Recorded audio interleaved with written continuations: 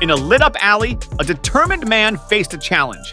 Take a punch to his sensitive area for $10,000. With unwavering resolve, he accepted amidst doubts. The crowd gathered, murmuring. As the punch came, he endured, his spirit unbroken. Despite the pain, he stood tall, proving his courage. With the crowd cheering, he claimed his prize, his name etched in history as a symbol of resilience. Can't see the blood flow over his head. Who's up for this challenge? Ready to let your bird fly without a cage?